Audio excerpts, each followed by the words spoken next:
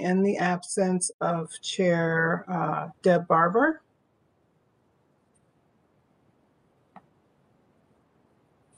We'll give it a few moments to allow others to get on the line.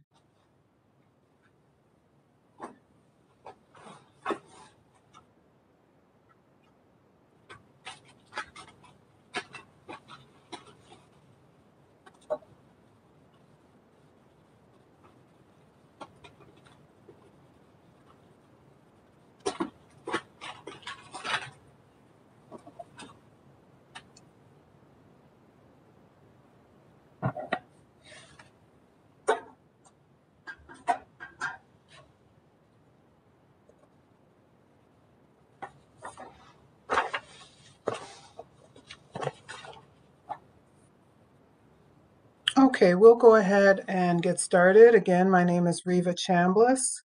I am Vice Chair of the Transportation Committee meeting, and today is our regular meeting, November 22nd, 2021. And the meeting is called to order. Normally, the Met, we would have this meeting in person, but the Met Council Chair has determined it is not practical or prudent to conduct in-person meetings in response to COVID-19 pandemic. Accordingly, committee members will participate in this meeting via telephone or other electronic means, and the meeting will be conducted under Minnesota Statute Section 13D.021 at the date and time stated above, or stated earlier. We encourage you to monitor the meeting remotely. If you have comments, we encourage members of the public to email us at publicinfo@metc.state.mn.us, and we'll respond to your comments in a timely manner. With that, unless anyone sees any issues with the agenda, we will not require approval of the agenda, but we will move forward with it. Vice Chair Chambliss, we should call the roll first to ensure there's a quorum. Oh, very, very well then. If we can have you call the roll. Thank you. Barber. Cummings. Here. Ferguson. Here. Fredson. Here. Gonzalez. Here. Sterner. Zirin. Zirin's present. Chambliss. Here.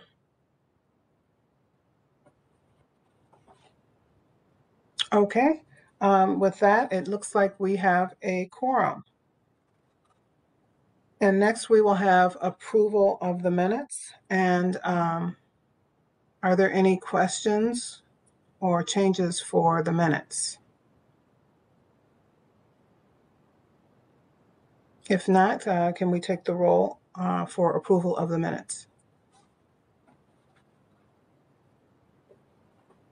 Vice Chair, I can take the roll after we have a motion and a second. Oh, very good. I'm a little rusty on this. Approval of the minutes. I believe we had a motion by Fredson. Is there a second? Cummings seconds. The motion has been made and seconded. Can we call the roll? Barber. Cummings. Aye. Ferguson. Aye. Fredson. Aye. Gonzalez. Aye. Sterner. Zirin. Aye. Chambliss. Aye. With that, the minutes are approved. Next, it appears that we have some interest in a public testimony from ATU. Normally, for our public testimonies, we have 2 to 3 minutes. So if you can go ahead. Thank you, Ms. Chambliss. Just quickly, Ron, I'm set to speak, and also Ron Camuller, and he's here with me. So we don't have to switch lines. I can just pass the computer over to him when I'm done speaking. Sounds good. So quickly, I want to thank you for allowing us to be here tonight to raise some concerns about the rust mitigation project that is happening. Just first, I'd like to say one of our issues is under the Thrive program. Metro Transit is supposed to include all stakeholders, and one of the frustrating, sorry, it looks like Ray's got his hand up there. Chair Chambliss, I'd like to step back a second. We didn't get an introduction as to who is speaking right now and who is going to speak. Sure. Thank Please you. state your Ryan, name. go ahead. Please state Thank you, your Ray. name and your organization. Sorry about that. My name is Ryan Timlin. I'm president of Amalgamated Transit Union. We represent Metro Transit employees. And Ron Kamueller will be speaking after me. He is the union rep at LRT Maintenance, and he represents the LRT mechanics that specifically deals with the rust mitigation project. Just back to what I was saying, I was talking about the Thrive program where they're supposed to include all stakeholders. ATU was not notified about this until 2 weeks before it went before before you all to be voted on. In the meeting we had, it sounded like there was going to be longer discussion the way it was presented to us, and this wasn't urgent. And then we come to find out that it was already being brought before you all before we were able to fully go through some of our concerns. That's one of the things I'd like to raise, that we should have been brought in much sooner into this discussion so we wouldn't be running into this situation that has developed now. And I want to thank you all who got us on this call. The other issue I'd like to touch on is one of the frustrations is there's a number of things. One specifically, currently, this may be an opportunity right now with what's developing at Metro Transit for us to get this work done by our membership. We currently have 25, I think, of 27 cars that are supposed to be used on the extension that are sitting there. And the extension, there's a lot of uncertainty exactly when that southwest extension is going to get done. But not only that, along with those 25 cars being here, Metro Transit has just reduced the cars that are out on the right now from being 3 cars to 2 cars. So this leaves a lot sitting in the facilities. And with these new cars here, this may give us plenty of time to get this work done here as well, to start finishing the type 1s. I know the type 2 trains are already started on by our members, but there's still work that this main thing is around the type 1s. The other fact I'd like to bring up that is a bit frustrating for us is the fact that this work is going down to Louisiana when we feel it should stay in state. Looking through this whole process, the Railcar Corp, who is mostly engineers, from what we're seeing and our understanding is they are reaching out to a rail company in Louisiana who would house this and have the facilities, and these cars would have to be shipped specially and sent down there. We do know here in Minnesota for storage, there's the Glencoe facility where that they could have been stored at. Just for example, just south of Hutchinson, not too far from the Twin Cities, in order to open up the possibility of this work getting done here and saving the taxpayers possibly a lot more money. And that's what our huge concern is. We feel that this 11 to 12, we have a huge concern that it's going to cost much more than that, and it's going to cost the taxpayers much more money when there's ways that money could have been saved and to keep the work possibly in-house or possibly within the state is our 2 main concerns. And that's what I'd really like to just address from my standpoint as the president of the local. If you're all right, I will hand the computer over to Ron, and Ron can go through his points right now, if everybody's fine with that. Sure, that's fine. Go ahead, Ron. Thank you. My name is Ron Kamueller. I represent all the LRT maintenance folks across all disciplines, the mechanics, the electricians, signalmen, and so on. I want to speak today in opposition of business item. I'm sorry I have to read to you. There's so much. I didn't want to miss anything, so I had to write myself some notes. I'm speaking today in opposition of business item 2021-235. There's many things wrong with this. Most importantly, Jobs and taxpayer money are being shipped out of state. Simply loading local jobs and tax dollars onto flat cars and shipping them out of state is very detrimental to the Thrive outcomes of sustainability, livability, equity, and prosperity within our region. Secondly, this contract is very open-ended. The contractor is going to be performing the inspections, as local management appears to have no data on the condition of the LRVs at this time. What happens if damage is found during these inspections? Clearly, the costs will go up, and what's the limit? The solicitation asks for 27 cars to be stored by the contractor. What is this going to cost, and why are we storing these cars in Louisiana if there is such a pressing service need to have them repaired now? This calls into question the value of even making these repairs. What are these Type 1 cars worth as opposed to all the taxpayer money being spent on them? LRT management has failed to properly manage and provide proper direction to have this work done. The ATU members accomplished the work on the 11 cars with very little, if any, direction from management. Management is really farming out their work because they, for whatever reason, are not doing it, which has the net effect of shipping union jobs and huge sums of taxpayer monies out of state because of this failure. Management should be seeking a contract for technical services if that is where the shortcomings are, not washing their hands of the entire project at our region's expense. Metro Transit has cut service, which has greatly increased the spare factor, which means there are plenty of trains sitting idle on which maintenance can be performed at this time. As the president alluded to, there's 25 Type 3s on property for the extension. Get these trains in service, that dramatically increases your spare factor and gives us plenty of time to get this work accomplished. Metro Transit has spent large sums of money expanding the LRT body shop in Minneapolis, apparently with rust mitigation in mind. A second bay was constructed with a Macton lift to facilitate this work. Yet this work is going away. Metro Transit recognizes it does not have enough union employees, yet offers no solutions to hire more people. Instead, they just ship the work out of the region and state. This has been done with the traction motors being sent to Canada, EHUs sent to Pennsylvania, and the list goes on, again, at the expense of our region. Metro Transit will not work with the union to develop a joint apprentice program to help with the hiring issues. This issue is stagnant at LRT currently.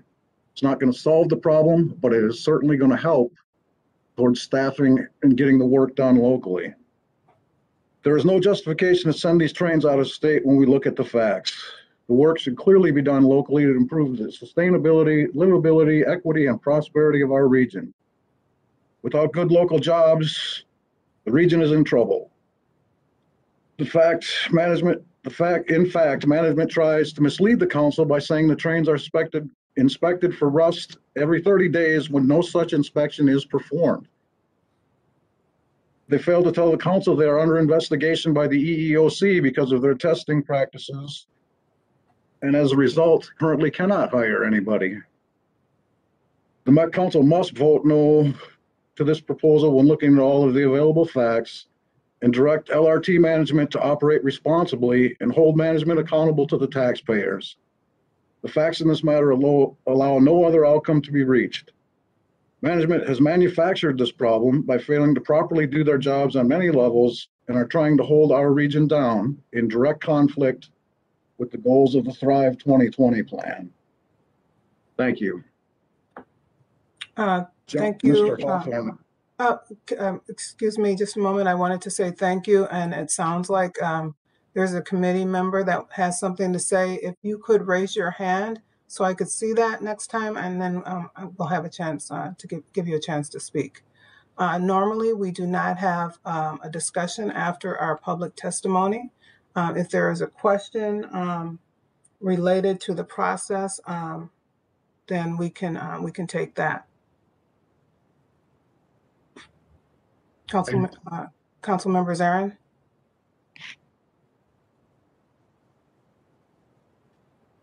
I didn't ask for the floor, Chair. I apologize. Okay. Sorry, I do notice John Hawthorne, who we also, he's on here to testify as well. He was the other speaker we had. Okay, I think we have time to allow 2 to 3 minutes from Mr. Hawthorne. Mr. Hawthorne, go ahead. Thank you. Sorry I was late getting here. I don't have as prepared notes as Ron does. Ron is very diligent in preparing his notes. I've worked in overhaul, although I have not worked in rust mitigation. But the overhaul program that was initially the Type 1 overhaul, initial Phase 1 Type 1 overhaul was redoing the trucks and some components, and was handled very poorly, without maintenance people involved. The trains going to Louisiana, which is, I guess, the focus here, is a continuation of the bad management that Metro Transit, and I don't know where it comes from, but to send taxpayer money and Minnesota union jobs to another state, in fact, a right to work state, is terrible. We need the jobs here. We need the quality trained individuals here.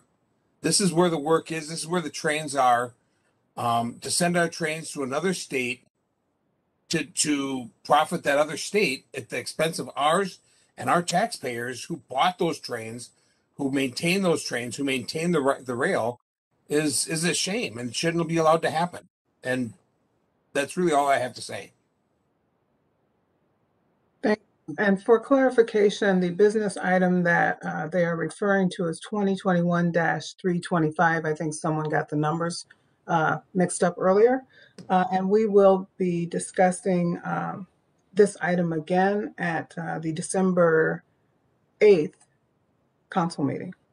Moving on, there is a report, a tab report. And Mr. Dugan, I think you are the person that would be giving that report.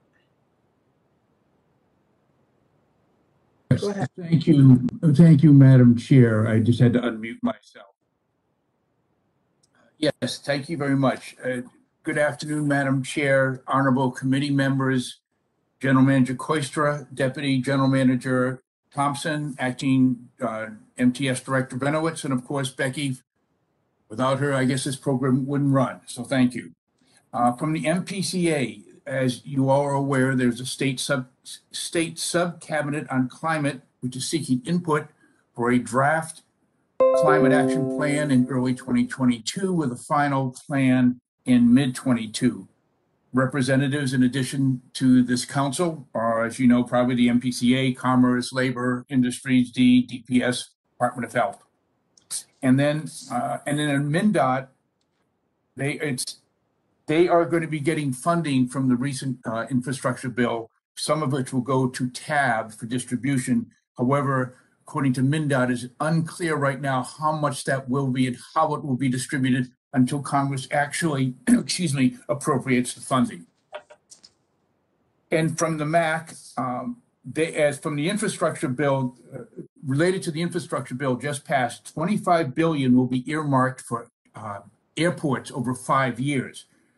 However, that will be on a competitive process.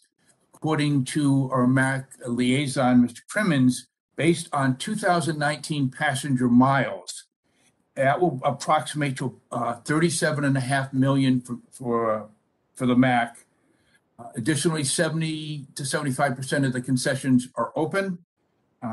Job fairs are being held, and the passenger traffic for Thursday of MEA, which is a traditionally heavy travel day, were 36,500. And of course, next month, I know we're all looking forward to a fantastic Wednesday before Thanksgiving travel day at the MAC. And so let's hope that goes as possible. Also, if I understood correctly, and I could maybe defer to Amy, Mr. Crimmins said that if you want a vaccine at the airport before before international travel, it is the Pfizer vaccine that is offered. I believe there's been no decision yet on the proverbial third shot, or also called the booster. Most of the activity at the TAB will be reported by Mr. Barbeau and others in your non-consent, I'm sorry, your consented non-consent items. However, there were 3 items that Chair Barber asked me to bring to your attention. One is the updated regional truck corridors for regional solicitation grants. This is based on a 2017 regional truck highway corridor. The technical work group that did the original study and local agencies all participated in the recent study, and there are now classified 46.9% of the truck corridors are tier 1, 26% are tier 2, and 26% are tier 3, for a total of 1,288 miles of regional truck corridors. There are several proposed additions to the regional corridor, and they are primarily in the Southeast and East Metro. All are tier 3, which is not the less important, but it is not as established as tier 1 and 2. In the Southwest, they are in District 3 and 4, Council Members Ferguson and Barber, respectively. And in the East Metro, they are Districts 11 and 12, members Vento and Gonzalez, Transportation Committee member Gonzalez, also respectively. The second item was the approval of the functional classification map of roadways within the Metro. As you know, this is done so that we can qualify, or the Metro area can qualify for federal transportation fund. It's done every 2 years. The federal regulations require that to be funded by the regional solicitation, the roads must be classified as principal arterials or A minor arterials. Participating in the rewrite of the study of the functional classification were obviously your council, the FHWA, and local cities and counties as well. The map is also available, as you know, on your website, and they are generally divided into three segments. One is principal arterial and A minors. These include interstate highways, and they're for longer trips, higher speeds, comprise about 5.3% of the Metro's roads. The next are the A minors, connectors, expanders. These supplement the principal arterials, more local regional traffic. They comprise 14.1% of the region's roads and handle even though they're only 14%, they handle over 26% of the actual vehicle miles traveled. The collector are primarily local streets, and they are 80% of the region's roadways. Most significant action before the TAB was to decide on how to distribute approximately $5 million in unused CMAQ funding, which is being returned by the federal government because it was not used for a park and ride at I-94 and Manning Avenue in Woodbury. This was a 2009 project, started in 2009, and these funds were approved in 2014. The CMAQ grants, congestion mitigation and air quality, are primarily used on transit, travel demand management, and travel technologies. There were basically 3 rules in play here as to how to redistribute them. One is future solicitation.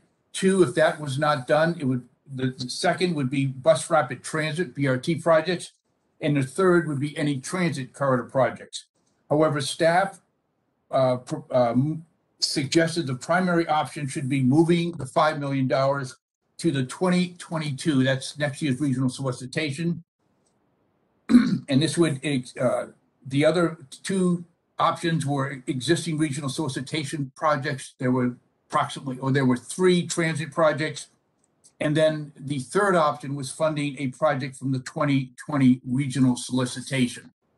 The technical advisory committee unanimously recommended to go to future 2022. And this is in line with the federal funds reallocation policy, which states the first priority for use of future year funds will be to include the funds in a future tab solicitation project. Additionally, the Federal Transit Administration prefers funds to be used sooner than later, so they can be used next year. And if I may add, Chair Hovland of the tab distributed a note on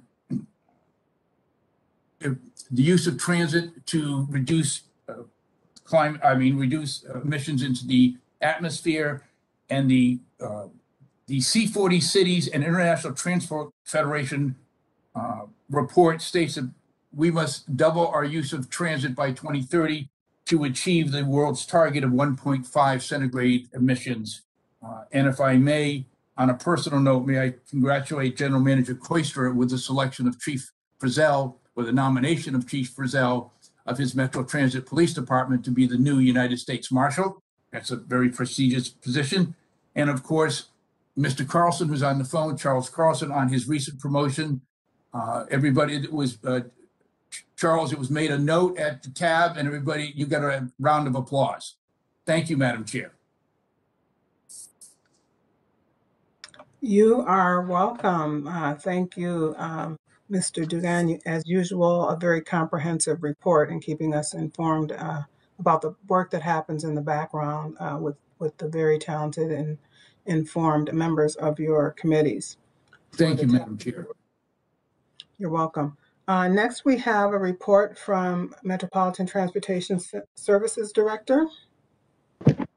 Madam Chair and members, I just have one item to report today, and that is that last week the US DOT announced the award of almost $1 billion nationwide in 2021 RAISE grants. These grants are competitive grants, formerly known as BUILD grants, if you've heard of them in the past. Minnesota received 3 grants, all of them in the metro area, totaling $16 million. And the 3 grants are, the first one, it was $1.4 million went to the city of St. Paul for the Rondo Neighborhood Street Improvement Study. This project will develop a transportation plan for the Rondo neighborhood, specifically to address safety, equity, and quality of life concerns, many of them caused by the I-94 construction years ago. $8 million went to Scott County for the US 169 Trunk Highway 282 interchange project. This is in the city of Jordan. And this project will construct a grade-separated interchange, a bridge over the Union Pacific Railroad, and also will include a bike and pedestrian path underpass of Trunk Highway 169. And then the final project is $6.5 million went to MnDOT for the Trunk Highway 5 and Trunk Highway 61 improvement project. This project is along East 7th Street and Arcade Avenues in the cities of St. Paul and Maplewood. And this project will reconstruct 4 miles of roadway, will include pedestrian crossing upgrades, sidewalk gap closures, regional trail connections, and streetscape along the streets, including planting over 350 trees so that they look like boulevards. And then also ADA and stormwater improvements. So this was a big win for Minnesota and specifically for the region for these 3 federal projects. And that is all I have today. Awesome. Any questions of our MTS report? I don't see any hands raised, so we can go on to the Met Transit General Manager report, Wes Koister. Thank you, Madam Chair and members. And as usual, I'll start by providing an update on the COVID case numbers. Now, since the start of the pandemic, we have had 613 total among Metro Transit employees, and this includes 36 new cases since our November 8th meeting. So far in November, we've had 55 cases total. For context, we had about 129 cases in November of 2020.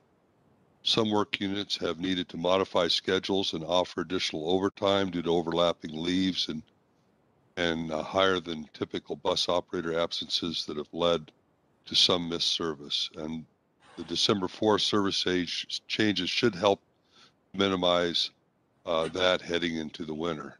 As an update on the council's vaccine and testing requirements, 78% of Metro Transit employees have reported they are fully vaccinated. And since the start of the weekly testing requirement, 40 positive cases have been identified, which we believe has helped to reduce workplace spread. Moving to the operator hiring update, as of today, we are 72 full-time and part-time weekday operators below our planned levels. I believe this is down from approximately 78, 79 that was reported last time we met. We have 19 student operators in instruction center there for training. On our November hiring events were really lightly attended, with about 10 total prospective candidates identified at the 2 events.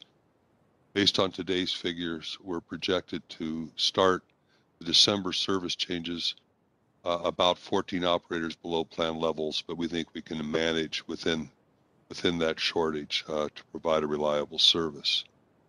Finally, I want to mention that Orange Line opening December 4th, a reminder that that event is on Saturday, December 4th. Service begins at 6 a.m. and operates every 30 minutes on weekends and every 15 minutes on weekdays.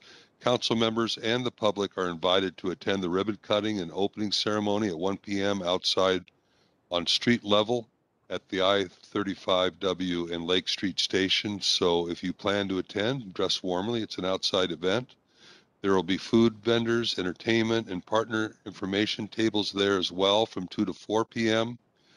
Following the ribbon cutting at Lake Street, a special Orange Line bus will take public officials to the heart of the city station in Burnsville for a short walk to Nicollet Commons Park to another opening celebration happening there from 2 to 4 p.m.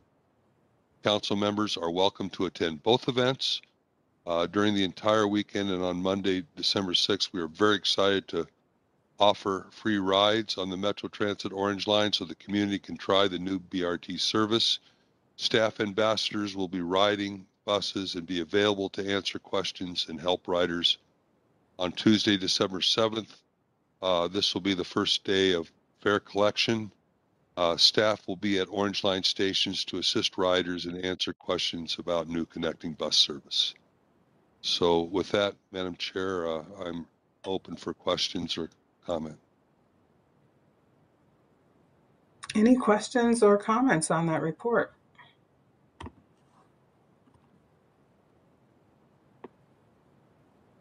I don't see any hands. Thank you for that report. It's great to see that 35W is open and busy now, and now we're adding the access to the pedestrians and also for the BRT. So that's wonderful, and I'm sure that we'll have good participation on the opening day ceremonies from our council members. So thank you for that. That completes our reports for this evening. Next, we have on the agenda our business items with 3 consent items, 2021, 334, 335, and 336 on consent, and I'd like to see if there is a motion to pass these consent items. Fredson, I move approval of consent. Moved by Fredson. Is there a second? Cummings seconds. Seconded by Cummings. Can we take the roll for the consent items? Barber. Cummings. Aye. Ferguson. Aye. Fredson. Aye. Gonzalez. Gonzalez. Sterner. Zirin. Aye. Chambliss. Aye. So the consent items pass. We'll move on to the non-consent items. The first one is 20-240. Yes, good afternoon, Madam Chair and members of the Transportation Committee. My name is Cindy Harper. I am the Senior Manager of Route Planning for Metro Transit in our Service Development Division.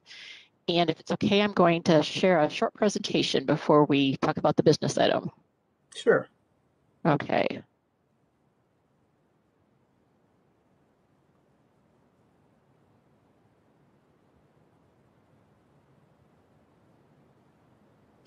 All right.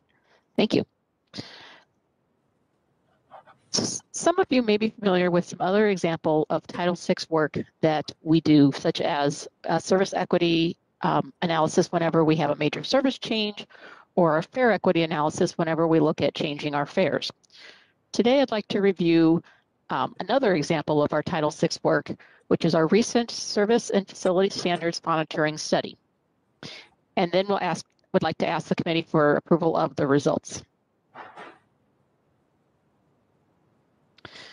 The FTA requires that most agencies, including Metro Transit, do a formal review that compares the amount and the quality of service and facilities in communities of color and low-income areas as compared to the rest of the system. And the language of the federal requirement is here in italics. We are required to set standards and policies to protect against discrimination in how we design and operate our service and how we site our facilities. Some of these standards are included in the Transportation Policy Plan. Others are best practices and department procedures. We're required to do the study at least every 3 years in order to make sure that there are no disparate impacts or disproportionate burdens. And just for reference, disproportionate burden refers to income, disparate impacts refers to race. It's important to note that Title VI is just really one piece of our broader strategic framework that Metro Transit uses in order to define the goals and the core elements that we use to characterize our work. The number one core element is to meaningfully advance equity inside our organization and also around the region. And among the ways that we do this is by evaluating our performance and fostering innovation in order to make continuous improvement.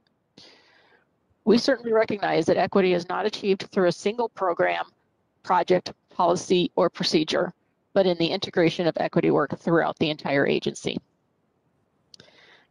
The methodology that the FTA requires us to follow for this study focuses on where people are living. It does not consider where riders want to go, so it is an incomplete picture.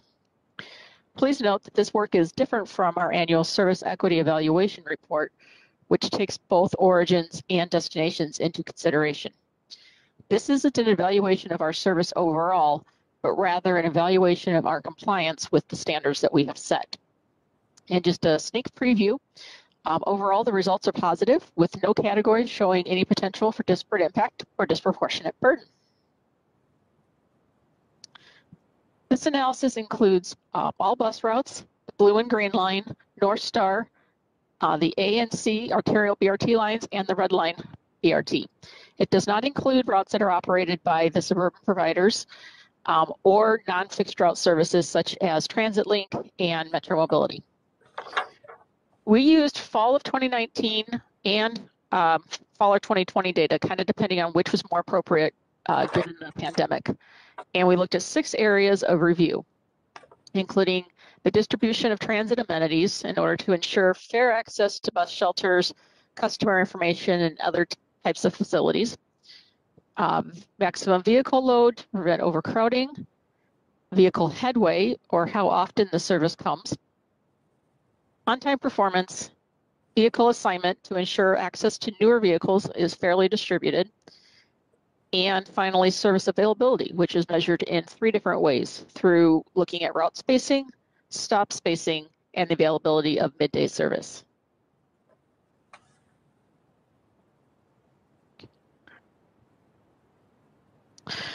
So to compare compliance, we review areas, routes, and transit stops by race and by income.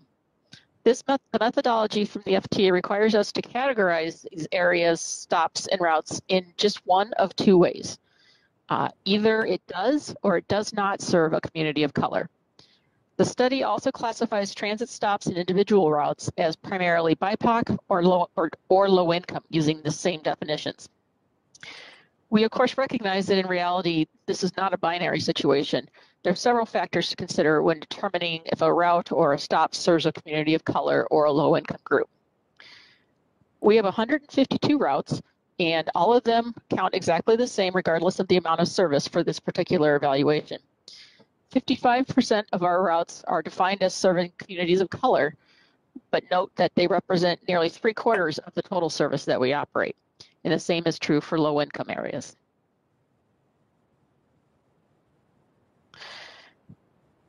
In the average census block group for the Metro Transit Service area, 31.3% of the residents identify as Black, Indigenous, or people of color. Areas that exceed this threshold of 31.3% are defined as predominantly communities of color by the FTA.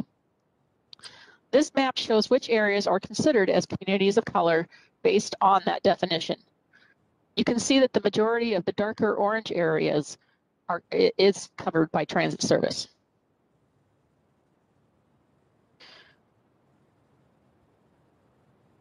And the same is true for income.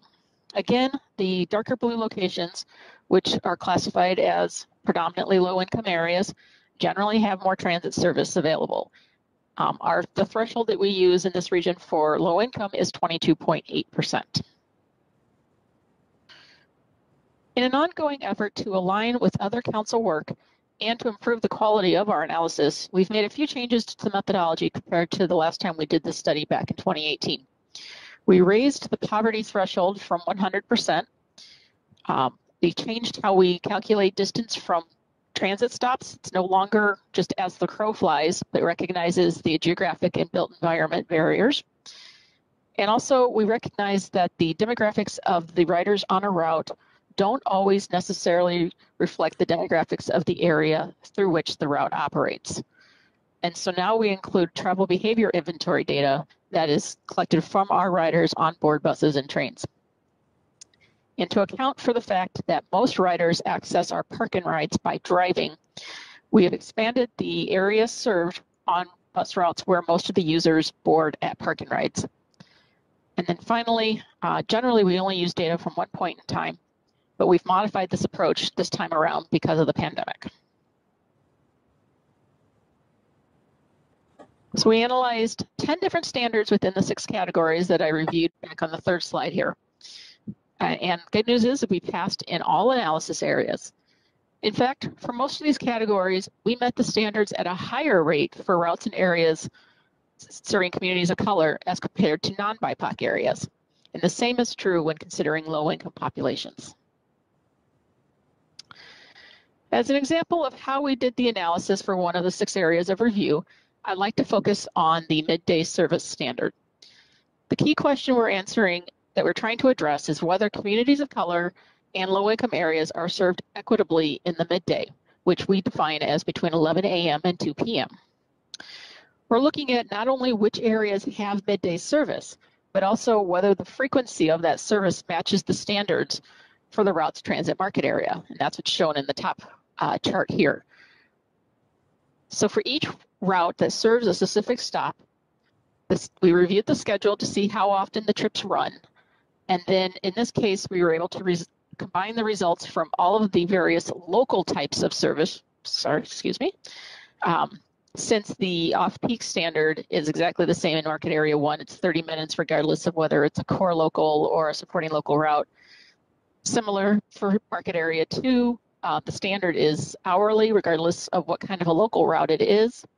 So we were able to combine those together and then do the math, and the council's threshold for determining if there is potential for disparate impact or disproportionate burden is 0.80 or 80%. And since these numbers exceed that, then that means there's no potential for disparate impact or disproportionate burden. Oops, sorry. So this map shows just transit market area 1 with downtown St. Paul on the right, downtown Minneapolis on the left. The green area is classified as areas that are both communities of color and low income, which as you can see is most of transit market area 1. The purple areas are neither low income nor communities of color. Yellow is areas that are communities of color but not low income, and blue are areas that are low income but not communities of color. The gray areas are places where we do not meet our standard for midday service availability. Oftentimes, this is related to land use challenges such as lakes and rivers, parks, major highways, and other things that can isolate an area such as railroad tracks. Some of these areas, such as Kenwood and the Lake of the Isles on the far left of the slide, have lower population density, high levels of income, and also of automobile availability. Another standard that we reviewed is the distribution of amenities. This example is just for the distribution of amenities at bus stops, which is the last column on the top table. Again, all of these numbers are above 0.80 or 80% and means no potential for disparate impact or disproportionate burden. This map is similar to the one a couple of slides ago, except it shows the entire region, not just Market Area 1. 60% of our shelters, which are the red circles on this map, are located in areas that are defined as communities of color, either green or yellow on this particular slide. And nearly 70% of the shelters are in low-income areas, which are green and blue on this map. So proposed action today for the business item 2021-240 excuse me, is that the Metropolitan Council approve the results of the 2021 Title VI Service and Facility Standards Monitoring Study, which shows no disparate impact on communities of color and no disproportionate burden on low-income communities. I'd be happy to take any questions. Are there any questions on the report, the presentation?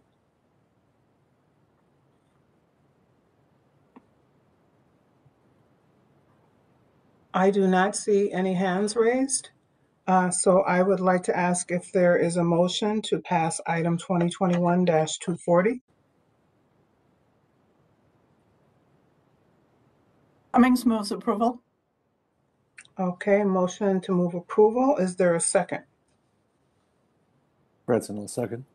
Seconded by Fredson. Any, well, we've already asked for questions. I don't think there would be any further discussion unless somebody has anything to add. So with that, can we take the roll? Barber, Cummings, Aye. Ferguson, Aye. Fredson, Aye. Gonzalez, Aye. Sterner, Zirin, Zieren's aye. Chambliss. Aye, with that, that motion passes. Next, we have 2021-306 Southwest Light Rail Green Line Extension Civil Construction Change Order. And let's see. There is a I'm looking, I don't think there's a presentation with this one. That's correct, Madam Chair. Okay, Go ahead. Go ahead. This is Jim Alexander, the project director for Southwest LRT. I have item 2021-306 for a proposed change order for the civil construction contract. I'll give you a little background on this. You may recall that we have been talking about the Kenilworth Tunnel quite a bit this year and experienced some delays in installing the sheets. As you recall, the sheets or sheet piling needs to be installed to provide a supportive excavation to actually construct the tunnel. And the tunnel is about a half mile in length, and the contractor had a number of unforeseen obstructions as they were installing the sheets. They're related to boulders, other debris in the ground. Caused some delays in terms of getting the sheets in, and we had to actually pause and stop for a couple of times to assess what the obstructions meant in terms of trying to get the sheets in and addressing some of the settlement issues that had come about. This kind of led us to the secant pile wall that I've previously brought to the council, and that work is underway. But overall, the The planning for this, the sheet pile installation was going to be about 22 weeks, and it lasted over a period of about 48 weeks. And so this change orders for the cost, additional labor and equipment to get the sheet piles in for this project. The total amount is $3.67 million, and it's been negotiated with the contractor. We think this is a fair price. So, Madam Chair, with this action, we'd propose the Metropolitan Council authorize the regional administrator through the Southwest Light Rail Transit Council authorized representative to negotiate and execute a change order for contract 15P307A with London McCross and joint venture in an amount not to exceed $3,671,582.67. I'll be happy to take any questions. Are there any questions? Councilmember Zarin. Thank you, Chair Chambliss. Mr. Alexander, how come we keep having cost overruns here? I just don't get it. You keep coming back for change orders. Did we not know that those boulders were in the ground? Did we not have a plan to mitigate the soil conditions and the debris that's there? Give me an answer. Yes, Madam Chair, council members. Well, we did know about this item. In fact, I brought this to everyone's attention back earlier this year that we would see a change order for the delay of the sheets. Back during design, we did not fully appreciate the magnitude of the boulders in place. We actually had a lot of discussions with the supplier of the equipment to install these sheets. You may recall that we had to do something besides the typical method of getting these sheets in. Usually you use a hammer or vibratory method, and we had to use a press-in piler method because of concerns with vibration to nearby properties. So we had talked with the manufacturer of the equipment and reviewed this extensively during engineering, and it was determined that this is a good route to go.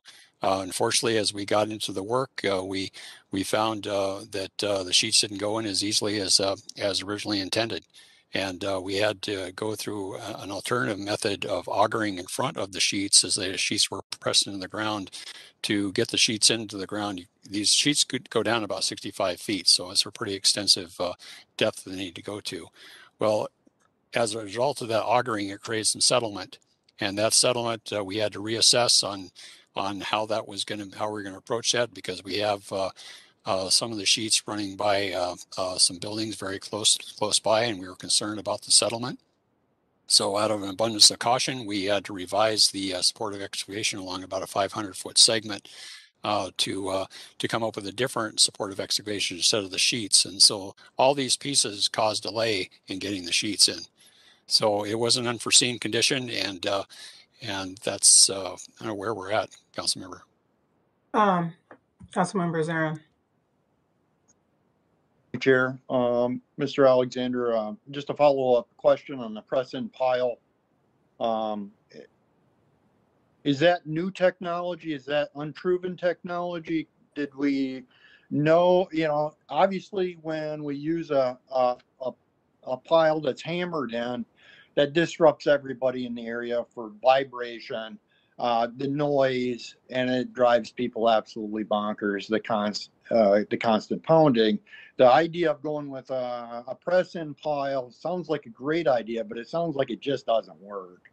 Do you have anything to say about that technology and, going forward? Is there a way that we could mitigate the vibration and the noise pollution that happens along the way and get this in without having a cost overrun? This is a lot of money, Jim. This is not going unnoticed here.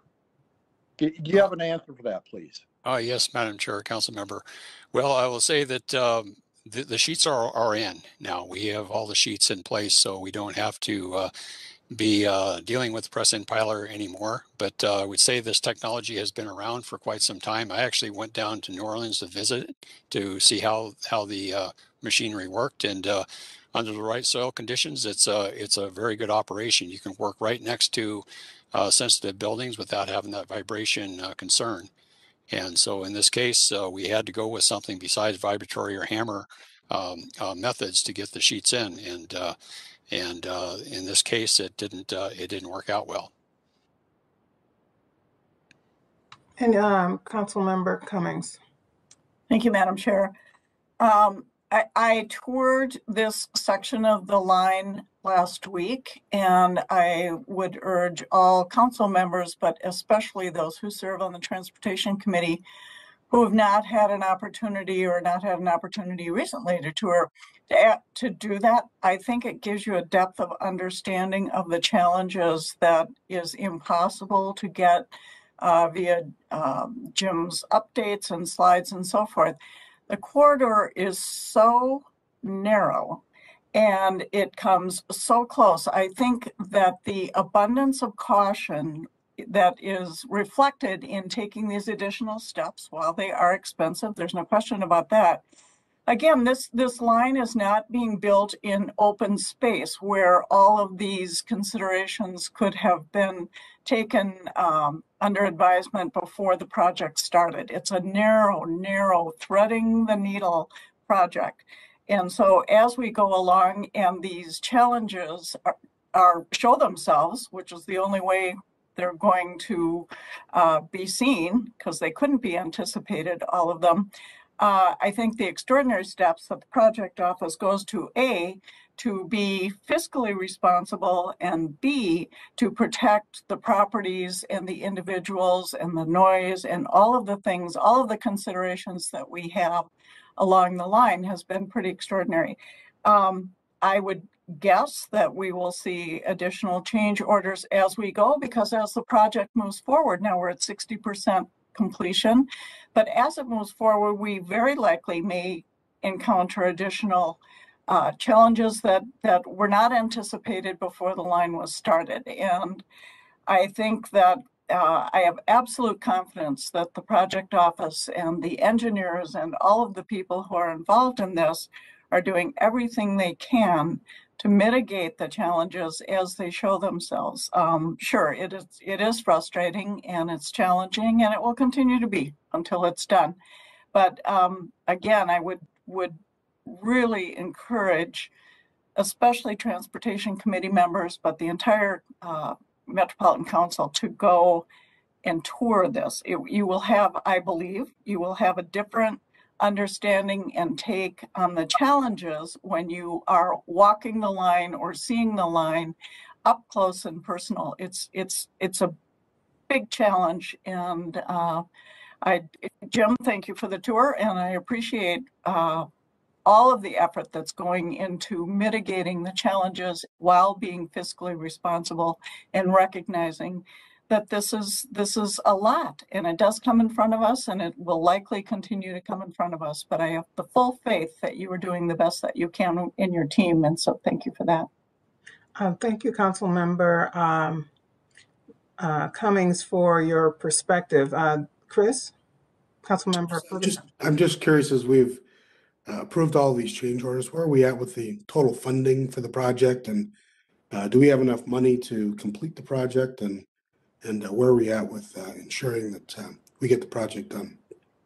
Sure, Madam Chair, council members, maybe I could give you a little perspective. So just recently, you may recall there's 200 million that was added to the project. So that brings the total amount of the project to 2.2 billion. That was money that was held in reserve by the county, Hennepin County, for cost overruns.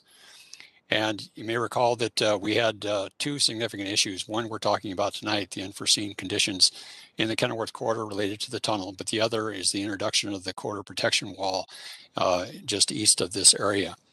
Now, we formally plan to open in 2023, and we've been acknowledged that on the public that that is no longer possible. And we're currently involved in getting a revised schedule understood. But there's a process to that. We first need to get a revised schedule on the civil construction, and that we're currently involved in negotiations with the civil contractor, LMJV, to get a revised schedule. Once we have that in hand, we will then need to negotiate a revised schedule with the follow-on construction work with the systems contractor. Essentially, systems follows civil construction. And this information will lead to understanding the full revised schedule for the project. Now, I need to have that information to understand what the costs are. There will likely be additional costs needed. We don't have that identified until we can get those schedules understood, and then the costs will follow. So we're diligently working on those elements right now as we speak, and but we don't have those today. Oh, thank you. Does that answer your question, Councilmember? I just want to be clear. So we're saying that there's enough money right now to complete the project, unless is that what your belief is based on what your forecasted overruns are for these new renegotiated contracts? Madam Chair, council members, I'm saying that we have presently $2.2 billion, and we need to understand that revised schedule to inform what the costs are going to be. I can't necessarily tell you that the 2.2 billion is going to be enough until we get the schedules understood. Good. Other questions or comments? We certainly do appreciate these updates. This is a huge project, and having people like Molly that is very close to what's happening on the ground, along with our staff, is very helpful. We're looking forward to the next updates regarding the schedules and what that impact will be in the future. And also, let's get some, for folks that have not toured that area, let's coordinate. We've got, booster vaccines available, so there's a lot more protection for doing activities such as this. So perhaps we can get that together and follow Molly's suggestion. So next on the agenda is, we have to do a roll call here. So I'd like to see if there is a motion to approve 2021-306. Cummings moves approval. Is there a second? President, I'll second. Moved and seconded. Any further discussion?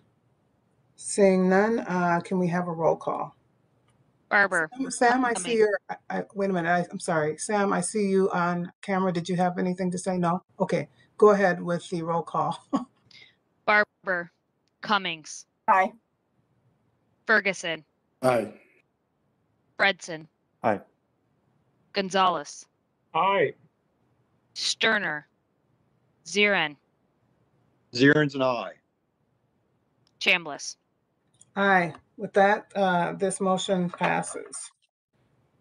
Next, we have item number 2021-331. That's why I saw Sam on camera to present this item. Metro Blue Line Extension Amendment 7. Thank you, Councilmember Chambliss, and good evening, council members. I'm Sam O'Connell.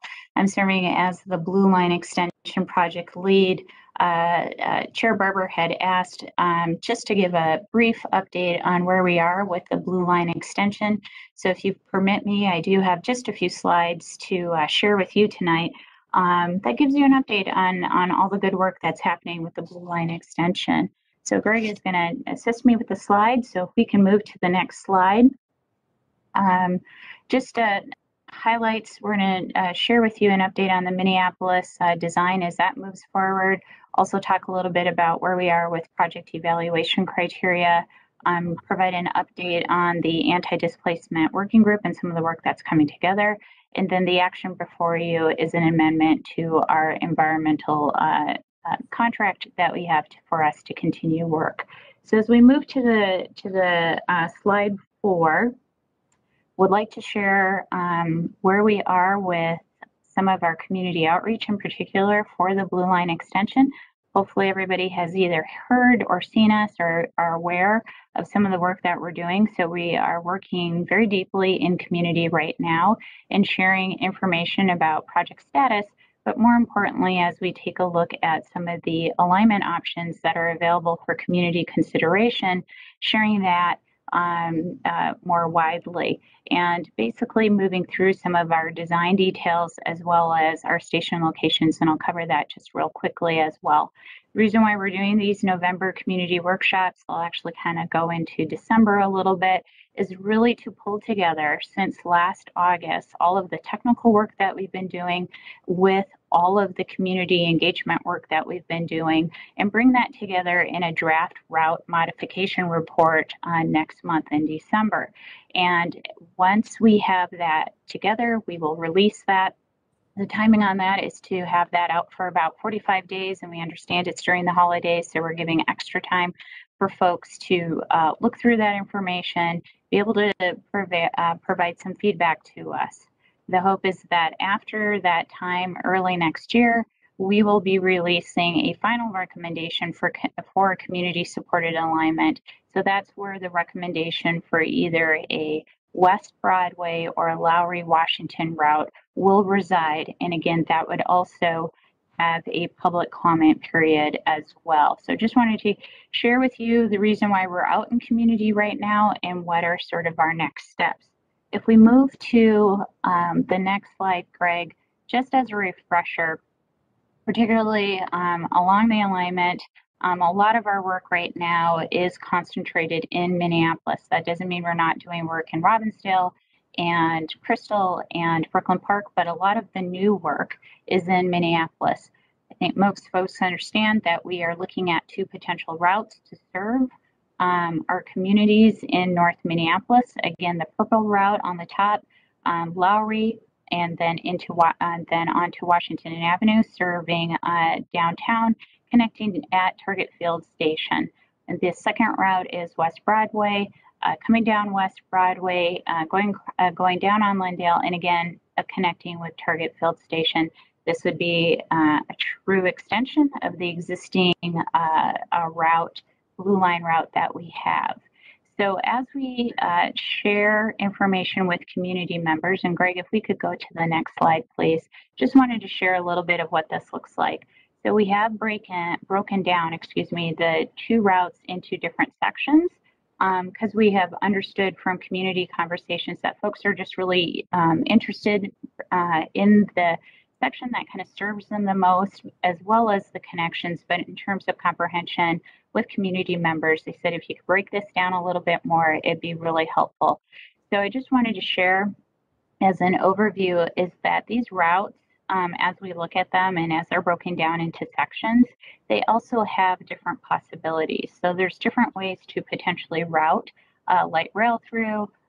Also think about how the roadway is going to be. And then later on, as part of our work, much later on, we will also be thinking about the once a preferred route is selected between these 2 options that we have here, that will allow us to go into more detail where we can begin to layer on a little bit more of the sidewalks, the landscaping, all of that. But right now, what we're showing is how could light rail serve our communities, our destinations, our assets within our neighborhoods, and move forward with this.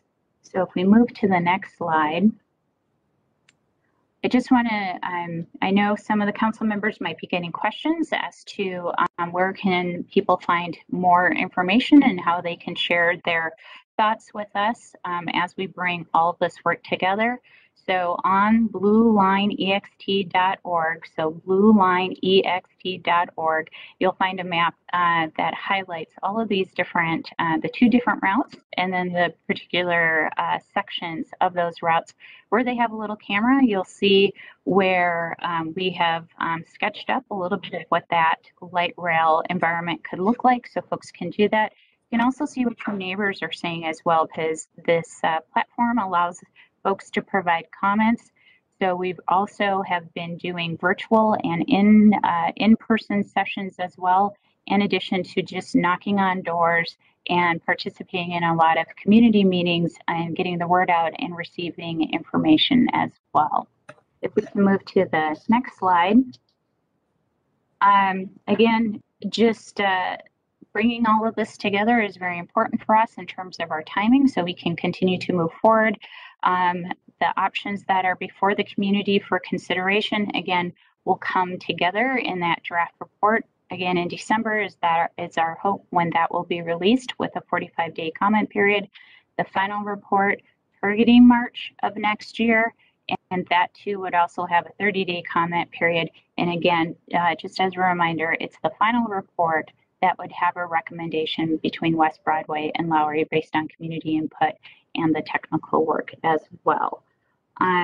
Moving forward onto the next slide, just want to share with community members and folks that are watching tonight, and again, as well as our council members that are here today, that we're doing this in a framework. It's in a framework that has been established by our Corridor Management Committee, our Business Advisory Committee, and our Community Advisory Committee to help us move forward and begin to think about how these route options can support our communities and our businesses as well. So we have route principles that clearly identify the priorities to make sure that we are part of the federal New Starts process, that we maintain the existing alignment as much as possible, and mitigate negative impacts. We also have engagement principles that we heard from the community as well. That is also very important in that we are continuing to engage community stakeholders even during a pandemic and communities of crisis, but really just being present and then also thinking of different ways of how we are engaging the community as well, and with the eye of looking at these routes as an opportunity to reduce disparities. So just wanted to share that that also, in terms of the project goals, will be translated into criteria as part of the draft report and will be presented for comment as well. Also equally important that we've shared with the council back in August when we provided an update is the need for us to be thinking about anti-displacement efforts. Our community members have shared with us that, yes, they're very interested in hearing about the transformative benefits as a light rail project can bring, but also equally concerned about being displaced and not receiving those benefits, both for residential and businesses as well. So if we move to let's try slide 11. As part of the project, we have contracted with the Center for Urban Regional Studies to help us work through those issues. We see this as an opportunity, one of the first opportunities actually, to be bringing in this work this early in such a large-scale project. And it's really to help us understand what are some of those tools that are in the toolbox now. What are tools that we may need to think about how, again, we keep community members in place so they receive the benefits of this project and also be a part of this project. And this also is extended to businesses as well. So we're in the process of understanding what that working group should be. So C. Terrence Anderson is the Center for Urban Regional Studies project contact on this. And C. Terrence is working on pulling together from communities right now, what are their thoughts on a working group? Who should be at the table? What interests should be represented? And we'll have more information on that as that work continues. So for tonight, there is an action in front of the council, and it is an amendment 7 to our environmental work that is continuing right now. This supports the design and as well as the environmental documentation that will be needed to keep this project moving forward. So amendment 7 to the HDR contract number 14P156 extends the existing contract from December 31st, 2021 to December 31st, 2024. The amount that would be added to this contract is $2.5 million in the not to exceed amount of $6,445,113.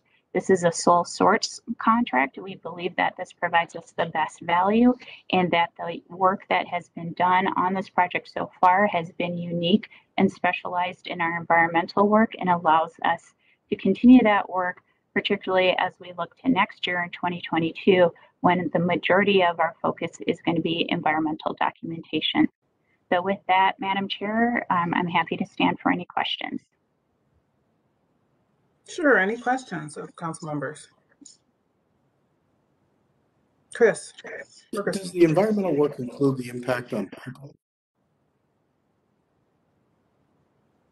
Impact On people, displacement of people, negative impacts on businesses, negative impacts on people? Madam Chair, Councilmember Ferguson, yes. So in addition to the anti-displacement work that we will be doing, the work as part of the environmental work will also include that, particularly environmental justice. So as we understand the project and its benefits and its impacts, that work will begin to detail out who's impacted, how are they impacted, and then also allows us as a project team, as project sponsors, to understand how we begin to mitigate those impacts as well. And have we learned, I guess, from impacts? I mean, our environmental assessment on the original Green Line indicated there'd be no impact on businesses, and we know now that there were, many businesses that had 40, 50, 60% drops in revenue as a result of construction. Have we updated our methodology so that we're more accurate and we're actually looking at some of those impacts? And we were somewhat of a first of a kind at the time, right? So there wasn't a lot of good data to base things on. But do we update things, or do we still sort of use the same methodology that was used in 2008, 2007 to analyze things? Madam Chair, Councilmember Ferguson, that is exactly the work that the anti-displacement group will be doing. So part of that work is establishing what was done, and that research will also inform our environmental work as well. And I appreciate your question as well. I think that is exactly where the community is in terms of understanding how we can move forward with these large-scale projects, and know that we have done the blue line and the green line as we look at Southwest as well. How do we keep folks in place? How do they retain the benefits of these types of projects? And that is definitely a discussion that's part of the blue line extension. Great, thank you. Great questions. Any other questions? Seeing none, is there a motion to pass 2021-311 Metro Blue Line Extension Amendment? I'll move the item. Item is moved by Ferguson. Is there a second?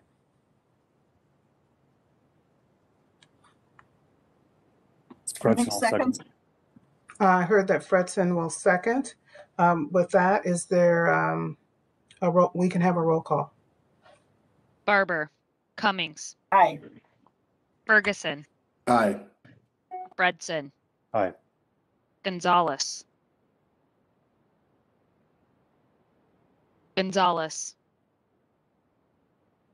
Sterner, Zirin, Aaron's aye. Chambliss. Aye. That motion passes. Next, we have 2021-328 Gold Line Master Utility Agreement with Northern States Power Company. Chris Beckwith. Thank you, Madam Chair. I'm attempting to turn on my video and it does not look like it's turning on, but can you hear me? Yes, I can. Okay. Thank you, Madam Chair and committee members. I have a quick presentation for you and no slides. So sorry you can't see my face, but I will be brief today. I am presenting the business item 2021-328, and this is for the Gold Line project. Just a reminder, the Gold Line is a 10-mile long BRT, bus rapid transit project that's primarily in dedicated roadway or dedicated guideway lanes between the cities of St. Paul and Woodbury, so heading to the East Metro. Just a quick update on where we are right now. We just completed 100% design for the Gold Line, and we are getting ready to request from the Federal Transit Administration the full funding grant agreement. We hope to do that early next year, and we are planning for construction next year as well. So if all goes well and we stay on schedule, we will be starting construction next summer. So as part of that process, we do need to relocate utilities to make way for our civil construction on the Gold Line, and that's what the business item is about today. So this is an agreement with Northern States Power Company, also known as NSP, and this is for relocation of utilities owned by NSP, which would conflict with the planned Gold Line alignment. And that utility work can include relocation, protect in place, removal, replacement, reinstallation, or modification of the facilities. One thing I'll say about the dollar amount is this is a not to exceed value that would assume all of the utilities are relocated. But in fact, we hope to protect in place. We hope to leave some of these utilities and hope that 4.8 million would be a not to exceed amount and that we would come in less than that.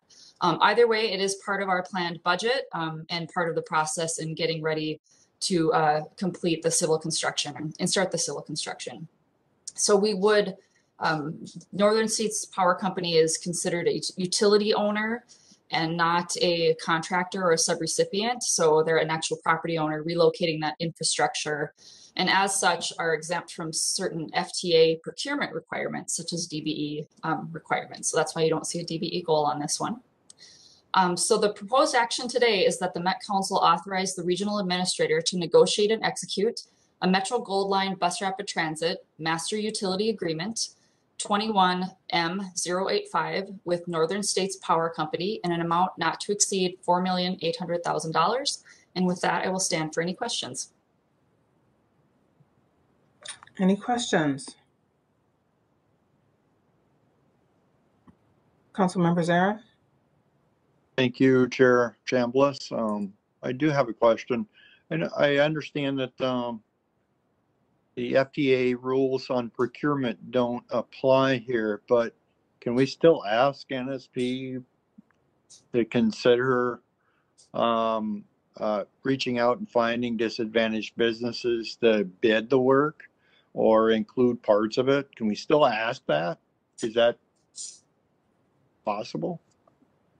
Madam Chair and Council Member, we can certainly ask. They aren't required to seek. They do have the authority or the power to choose their own contractors or self-perform that work. We can certainly encourage that. They are not exempt from other FTA requirements, so Buy America still applies in this case. It's just strictly those procurement requirements. So we can certainly ask the question, but would not be able to enforce that, unfortunately. Go ahead, Sarah. Just a follow-up comment. I say we move this item here, and so I guess I'm making a motion, and let's ask XL or NSP as they're on this business item to work with us on that. There's a motion to approve item 2021-328. Is there a second? Fredson, I'll second. Seconded by Fredson. Can we take a roll call? Barber, Cummings, Aye. Ferguson, Aye. Fredson, Aye. Gonzalez, Sterner, Zarin, Zarin's aye. Chambliss. Aye, that motion passed. Next, we have 2021-330, purchase of additional bus mobile validators. Dennis Dworshak?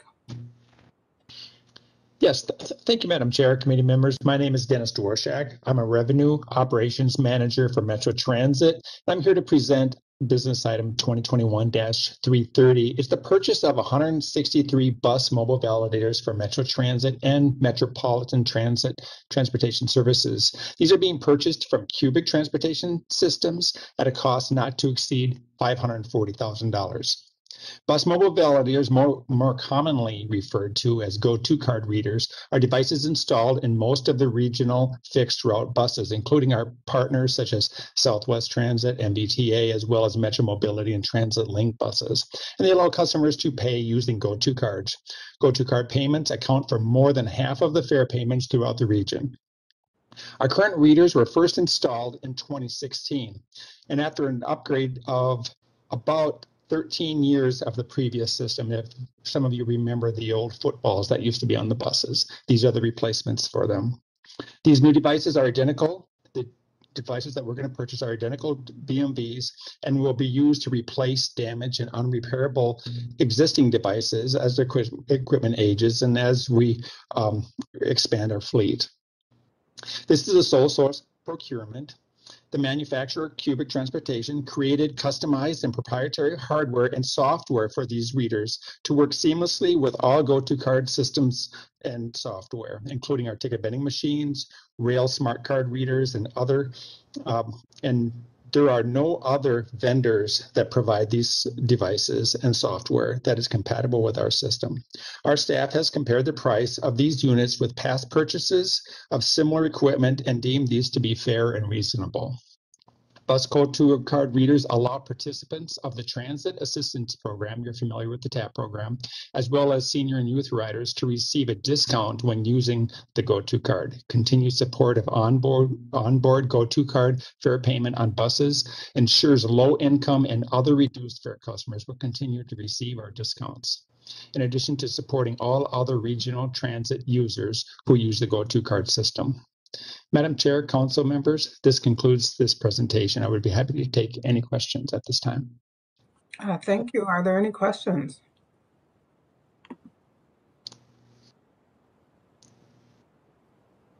I don't see any hands up. So let's go ahead and I'm going to ask if there's a motion to approve the item 2021-330 for purchasing the additional bus mobile validators. Is there a motion? Let's move the staff recommendation. Fredson moves. Is there a second? Seconds. Coming seconds. With that, can we have a roll call? Barber. Cummings. Aye. Ferguson. Aye. Fredson. Aye. Gonzalez. Sterner. Zirin. Zirin's aye. Chambliss. Aye, that motion passes. Next, we have 20-21-331, Memorandum of Understanding, MinPass Easy Pass Revenue with Ed Petrie presenting. Good afternoon, Chair Committee members. Ed Petrie, Metro Transit. I'm here to present business item 2021-331. It is the Memo of Understanding, MinPass Easy Pass Revenue Use and Distribution Agreement. It'll be a council agreement number 21I-068. The proposed action is that the Metropolitan Council authorize the regional administrator to execute a memorandum of understanding with the Minnesota Department of Transportation, MnDOT, per state statute for the revenue use and distribution of MinPass Easy Pass revenues. Just to give you a little background on this, the MinPass Easy Pass lanes, those are the lanes on I-35W and 35E and 35W. If you get in those lanes with the transponder, you can go on those lanes by paying a fee. They've been in place collecting revenue on I-394 since 2005, on 35W South since 2009, 35E since 2016. The system is going to begin. So we have had a memorandum of understanding in place with MnDOT since those periods of time. The last one was updated in 2016 with the addition of 35E. This one is now going to add on I-35W North in late 2021. So that is the purpose of this change to the memorandum of understanding to bring on I-35W North. The revenues from the MinPass Easy Pass lanes are used within the corridors to pay for the capital costs, operational costs, transit improvements, and transit capital improvements. And any revenues remaining then are distributed by the corridor as prescribed in Minnesota Statutes 160.93. As I stated, this memorandum of understanding includes the addition of I-35W North in late 2021, and also then lays out how then all the operating and administrative expenses will be split between the corridors. Council policy FM 15.1 requires the council approval of income agreements exceeding $500,000, and the forecasted revenues from this will exceed $500,000 per year.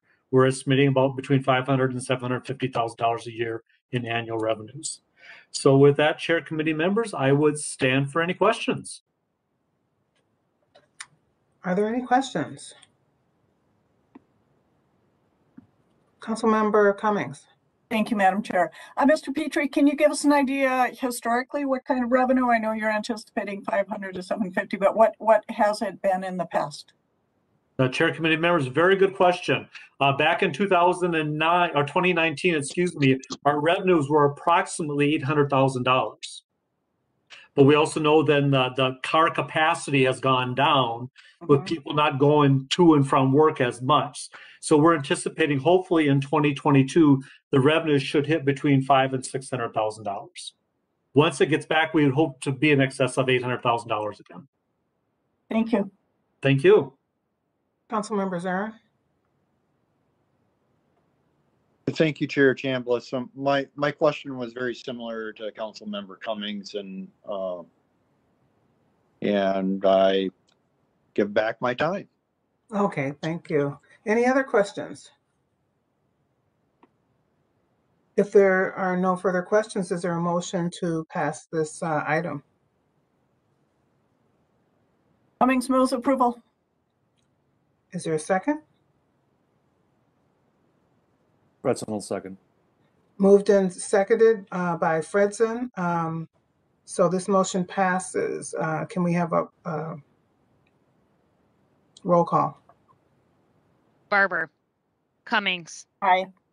Ferguson, Aye. Fredson, Aye. Gonzalez, Sterner, Zarin, Aaron's aye. Chambliss. Aye. Now the motion passes. I was Thank trying you. to jump ahead. Thank you very much. Okay. Next, we have item number 2021, 2021-332, Regional Transit Safety Performance, with a presentation by Joe Barbeau, Daniel Pena. Thank you, Madam Chair, committee members. My name is Daniel Pena. I'll be presenting today. I'm a planner at Metropolitan Transportation Services with Met Council, and I'm here today to talk about business item 2021-332, which is setting the regional transit safety performance targets and the 2022 to 2025 TIP amendment to incorporate those targets. So a little background. MAP 21 in the FAST Act required state DOTs and MPOs to set transportation performance targets in several sectors, including transit asset management, bridge and pavement condition system performance. And one of the ones that we still are required to set are transit safety performance targets. Now, the MAP 21 and the FAST Act also required certain transit agencies to develop public transit agency safety plans that also include safety performance targets that they set. In the Twin Cities Metro, that was applicable to Metro Transit, MVTA, MTS, and Southwest Transit. That federal requirement required that they set targets for fatalities, injuries, safety events, and system reliability, all of which are defined in the attachment for this item. And after meeting with the transit providers and coming to a consensus, we decided the approach for setting regional safety targets were to use the safety performance targets developed by each transit provider. The rationale for that being that each transit provider has targets that reflect their operating contexts and their safety investments, both currently and in the future, and have all gone through their own agencies' engagement and board processes for adopting these targets. So the recommendation today is to adopt the transit safety performance targets of Metro Transit, MTS Contracted Services, Southwest Transit, and MVTA as the regional transit safety performance targets of the Metropolitan Council. And that is it. And I'm open for any questions. Are there any questions?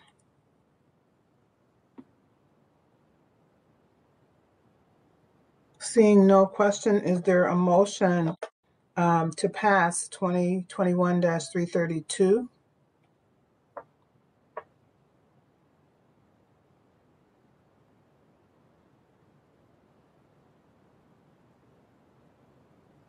Cummings moves approval.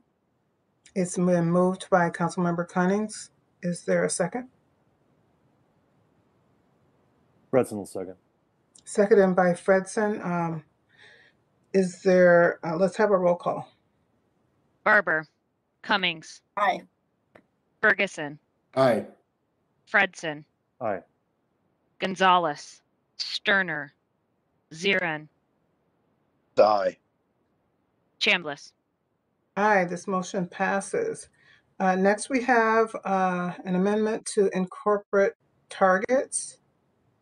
Oh, I'm sorry, I'm on the wrong line. Next, we have a release for public comment draft amendment number 1 to the 2040 Transportation Policy Plan. Cole Henniker. Yes, good early evening, council members. I'm Cole Henniker, I'm Multimodal Planning Manager for MTS and the Long Range Planning Team in Transportation. Today, we're bringing a amendment to the Transportation Policy Plan forward to you that brings in a couple of different planning processes that have occurred over the last year and a half to 2 years. So these amendments aren't very frequent. You might remember that we just adopted the Transportation Policy Plan in 2020. This is the first amendment we're doing to it, and it's to recognize a few efforts that I'm going to describe in a little more detail, and some of which you've already heard about from other staff at the agency. Next slide, please.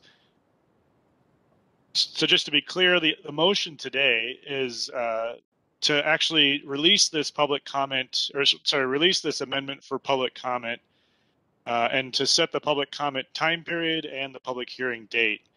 The public comment period and hearing is a requirement under state and federal law. And so we're putting this out for public comment, and then we'll be coming back to you early in 2022 with a public comment report and to ask for final adoption. Next slide, please.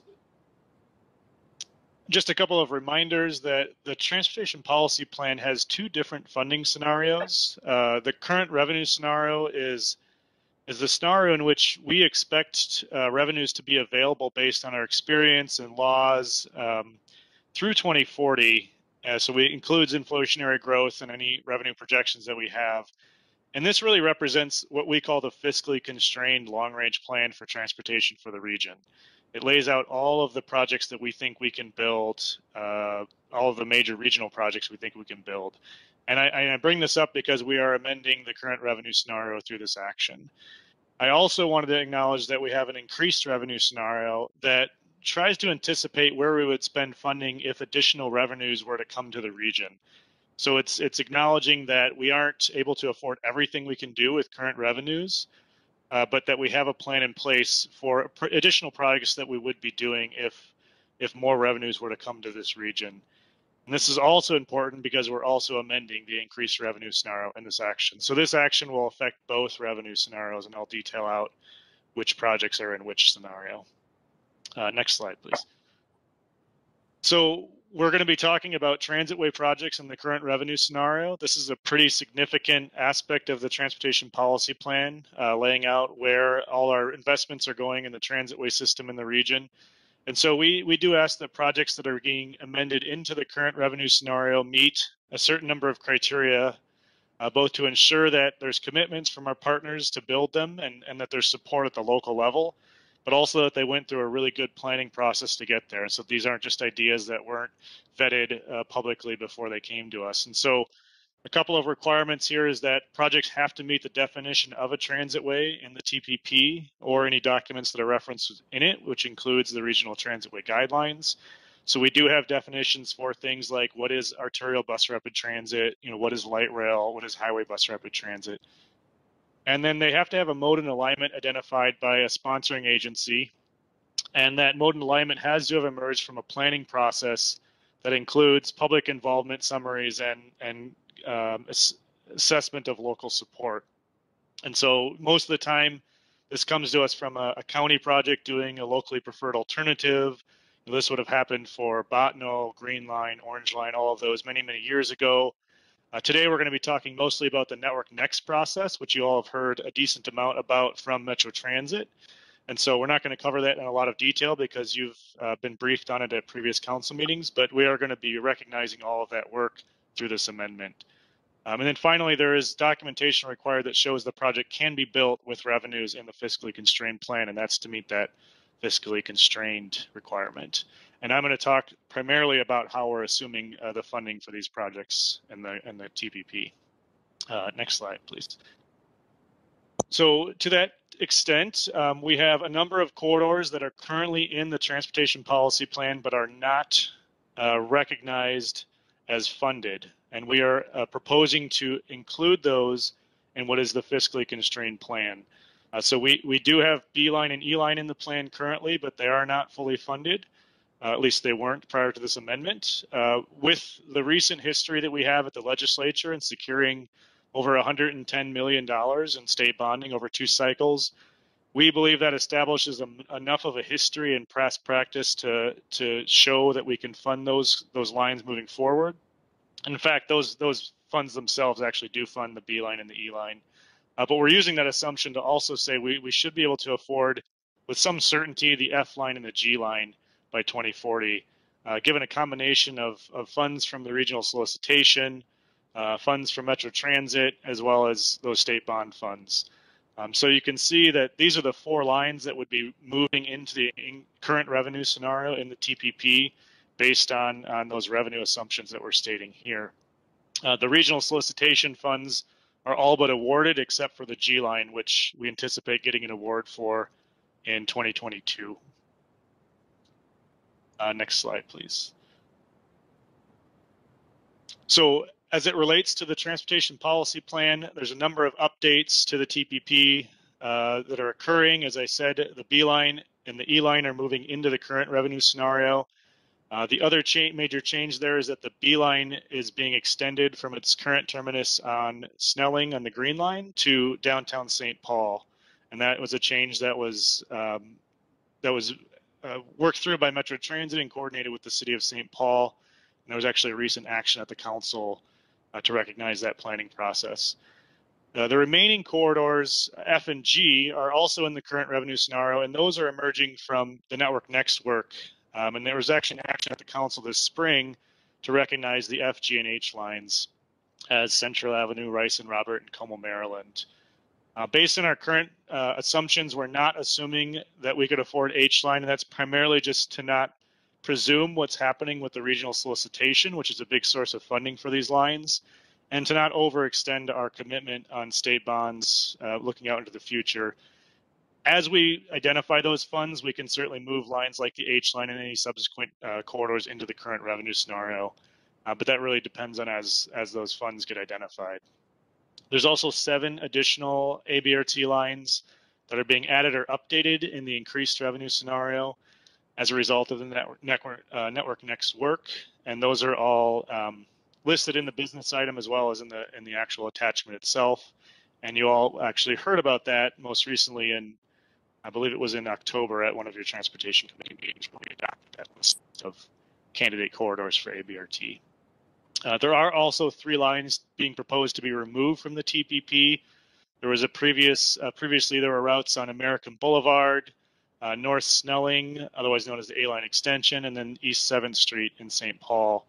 And those did not emerge as priority candidate corridors from the Network Next process, though they were analyzed through that process. They were ranked low, and there isn't a whole lot of planning work going on with those right now. Though I will speak to the fact that Bloomington has raised concerns about us removing American Boulevard, and we are in discussions with them about some options moving forward, and we do expect to receive public comment from the City of Bloomington during that public comment process. We were anticipating that, and so we're working closely with Bloomington to address their comments as they come in. Next slide. And just a reminder here, this is more just for your info, that these are the past actions that established the E-line alignment, the B-line alignment, F, G, and H, and then the 7 additional Network Next candidate corridors. These are all the council actions that took place ahead of this amendment. So just so you're aware. Next slide.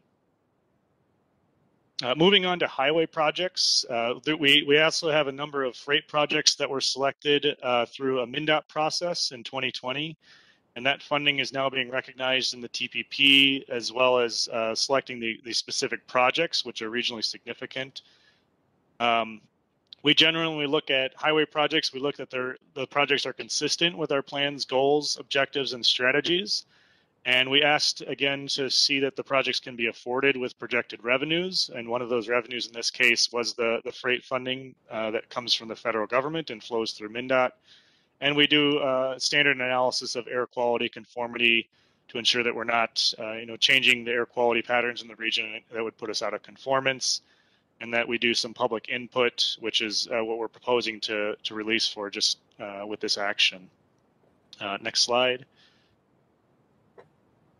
Here are the 6 freight projects that are being funded with this money out of the MnDOT process. You'll note that 5 of these are in the 7-county metro area. One of them is in Sherburne County, which is a different MnDOT district, but is actually part of our urbanized area under the federal planning law. And so we're recognizing all 6 of these projects in the TPP as they receive funding. This was 6 projects. The 5 metro projects were actually about 20 applicants at the federal or through the MnDOT process. So these are the top 5 competitive projects emerging there. And you can see the list of applicants there. Many of these are combination projects with MnDOT and local partners, oftentimes with the local partners being the applicants for the funds themselves. Next slide. So again, council staff is involved actually in quite a few touch points on freight projects. We do work through a lot of our planning processes with MnDOT and coordinate very well there. I did want to note that all these projects did require MPO support, so support from the Met Council. And we did provide support for all these projects as they were consistent with our long-range plan. And so a lot of coordination there between staff and the freight projects, and a number of our planning processes also helped score and evaluate the projects in the MnDOT process. So we do feel like we did a lot of great coordination with MnDOT on the selection process here. Next slide. So just an update on the schedule here. This process as standard through the TPP has been through our TAB and TAC subcommittees. They all recommended it for approval or for release for public comment. Today you'd be acting and the council would act on December 8th. We would then start the public comment period on December 9th and keep it open for 45 days minimum with the public hearing just ahead of the Transportation Committee on January 10th. We'll come back with an information item, with a public comment report and recommendation on the final amendment in February, which gives us a little bit of time to do some tweaks if we get comments, or changes in response to public comments, and also put together that public comment report. And so the recommendation will come back to you in late February, and we also provide an information item to TAB on what public comments we got on this item. So with that, would be happy to answer any questions. Otherwise, as I said, the motion in front of you is to release the amendment number 1 for public comment and set the public comment hearing date. And Steve Peterson wasn't able to be here today, but if you had any more specific comments about freight projects, we could certainly follow up with you. I just don't have a whole lot of detail today. Great, thank you for that presentation. Are there any questions from council members? Councilmember Cummings. Thank you, Chair. It's more a comment and then I will move approval, but I just want to thank you, Cole, and your team and everyone who is involved in this planning. It is so in-depth and it is so challenging because, of course, there are never enough resources to do everything that we want to do. But I think the balance and the various factors that come into deciding where the funds are going to go is really, really important. And then as Bloomington is in my district, I will also thank you for continuing the dialogue and finding ways to continue the conversation and see if there are ways that they can be satisfied, that we can support, and so forth. And I know that's not just Bloomington, it's across the board. So all of the work that is done is very much appreciated, and I would move approval. Great, thanks for moving approval for 2021-333. Is there a second? I'll second. Seconded by Councilmember Ferguson. I want to say that I'm really happy about the balance that we have in our transportation network and the continuing investments that are happening. We're building a much stronger transportation region as a result of these initiatives, and it's something that we can be very proud of. Can we have a roll call? Barber. Cummings. Aye. Ferguson. Aye. Fredson. Aye. Gonzalez. Sterner. Zirin. Zirin's aye. Chambliss. With that, that passes, and that is the last item that we have to vote on for the evening. Our next item is information, public art program update with Mark. Chair Chambliss, can I just ask one question before we get into that? Oh, sure, go ahead. So I know we have an important business item that was brought up for conversation, sort of public comment at the beginning. And I just wanted to ask, Wes and the team, if when that's presented to council, if we could just be clear as to why we don't think our own employees can do the work or why options in Minnesota are viable, so that we're not sort of presented with this take it or leave it option, because there really wasn't anything presented in the first business item as to why our own employees weren't able to do it. So just so we can just get a good sort of conversation around that at the council meeting and share that information. That'd be, I think, helpful to everybody to understand the business item fully before we vote on it. Great. Thanks for bringing that up, Chris. Wes, can you respond? Sure, Madam Chair and Councilmember Ferguson, we'd be happy to bring that information to the council meeting on the 8th. Thank you. Okay, thank you. Mark, can you take it away? Thank you, Chair Chambliss and committee members. I'm the Public Art Administrator for Metro Transit, and this is an informative presentation about what's been happening with the Public Art Program since my last update to you, which was a bit over a year ago. So there is a presentation here. So this is the 2021 update. You can do next slide. So currently we have 24 public artworks in our collection made out of 413 individual pieces. I always explain that in that like Fairview Avenue Station is considered one artwork, but there are 8 mosaic pieces at that station. So with that in mind, we have 74 public artworks, but they're made up of 413 individual pieces. So it's a very large collection, one of the largest in the state. Our Public Art in Transit program has 5 different aspects to it. That being a permanent collection maintenance, so maintaining that large collection that we have. Facilities maintenance support, which is finding opportunities for public art that helps facility maintenance with their problem areas. And we have community opportunities that arise, and another aspect is new and upgraded facilities. So when a facility is being upgraded or when we're building new ones, looking for opportunities for public art at those facilities. And then we have interpretive programming. Next slide. The great news is, the great news is that you created the position of a public art administrator just over 5 years ago. And so the Public Art in Transit program in earnest began at that time, although we had public artwork in the system since the building of the Blue Line and a little bit before even. Once I came on as the Public Art Administrator 5 years ago, I created a 5-year deferred maintenance plan that began in 2017, and I can happily announce that that first 5-year plan is complete. So at this point in time, the goal of 2021 was to have all public art on LRT platforms in good repair and on a regular maintenance schedule. So if you're out there and you're seeing the work, the artwork, if there is anything that is not in good repair, it is a new situation. So good news is we've repaired it before. Bad news is maybe it got damaged again, but we are on top of it and have it in a regular maintenance schedule. So very excited to have to be at that point in the development of this program. Next slide.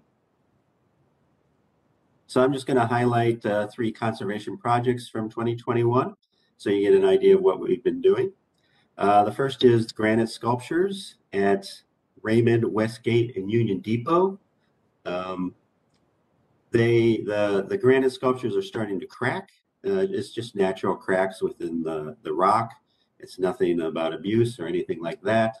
But so we had a conservator, KCI, is the conservation business we work with.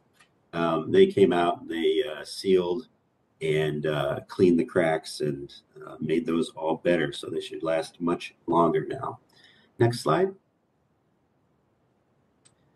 We had the mosaics regrouted at 10th Avenue and Robert Street stations. These mosaics, when they were installed in 2015 or so with the installation of the Green Line, some of the grouting was not complete.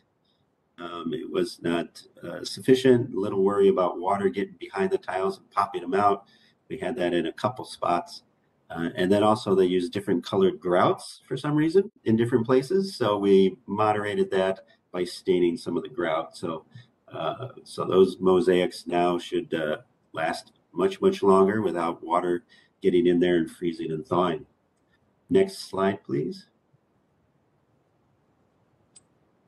We had this very hard to reach and complex bronze sculpture at 38th Street Station re-waxed and sealed. You can kind of see in the skylights that there's a row of bronze houses with a street down the middle, and then that street comes and makes that windy spool of roadway that then ends up going down the platform with little cars on it. So this is bronze that had not been treated since it was installed way back when. 3 years ago, we had the first time that we sealed and re-waxed it. This is the second time, and the surface is healing itself. Bronze will heal itself if you keep up on it, and then you can extend out the maintenance on it. So we've been able to start doing that. The biggest issue at this site is bird issues. And so we did some bird deterrent efforts as well around the sculpture, and it's in good shape. It's doing good. Next slide, please. This is new public art. So we're in our 5th year. Last year we started having some new projects. This is the first year where new projects were part of the regular routine. Early this winter, early in the year, in the winter time, we had a community support project, which was to have positive messages around COVID and, of course, the civil unrest that happened last year. And so we hired 5 local artists to create artwork that was displayed on bus shelters and on the outside of buses and on the inside of buses. Some of these can still be found out there, but it basically ended last summer. Next slide, please. Part of the facilities maintenance support program that we do is we're taking bus shelters that have a lot of damage to the glass, and we are starting to add art clings to the windows of the shelters. And this has been successful. It's going well. Our first 2 projects for this was this one at 5773rd Avenue in Brooklyn Park. This is by artist Susan Guinan, who does whimsical creatures. Next slide, please. And this is, well, I call this the fish stop. This is a bus shelter up at Maryland and Clarence in St. Paul. And this is by artist Ted C. Hansen. And he does a lot of illustrations of native fish to Minnesota. So we put a big perch on it, and on the side panels, we have large fish chasing small fish. The great thing about these projects is they're rather inexpensive. In order to get the artwork, to have it printed, and have it installed on a bus shelter costs $2,500 to $3,000. That's, 2 or 3 panes of glass is what that cost is. So it's very economic to try to reduce damage that way. Next slide, please. We are continuing with this bus shelter project with Clings. We have a grant from Ladders of Opportunity, our Ladders of Opportunity grant, and we're adding a new dimension to it with community engagement. So this artist, Cao Li Tao, handed out art kits, which you can see on the left, to people in the community who created imagery that she then incorporated into her own design, which is going to be wrapped on bus shelters at Central and Lowry in Northeast in a few weeks here. Next slide, please. And then continuing to help facilities maintenance support. This is a project at Lake Street Station. It's the utility shack down below the rail. it has gotten tagged many, many times over the years. And so we hired an artist, Andres Guzman, to paint murals on all four sides of it and put a nice, good anti-graffiti coating on it. And we'll see how this does. But so far, so good. Next slide, please. So community opportunities. We had an opportunity when BCTC was upgraded. The City of Brooklyn Center had a grant for public art. And so they worked with us to hire artists Cowley Tao and Annika Schneider to do artworks that were incorporated into the the refurbished transit center. So the silhouetted figures are Cowley Tao's, and the rectangular and square figures, there's another wall on the other side of the transit center that has murals as well. So the square and rectangular ones are by Annika Schneider. And there's a lot of community engagement involved in this, working with local schools. And we also had a monitor that was going to be in the lobby with imagery, art imagery from community members.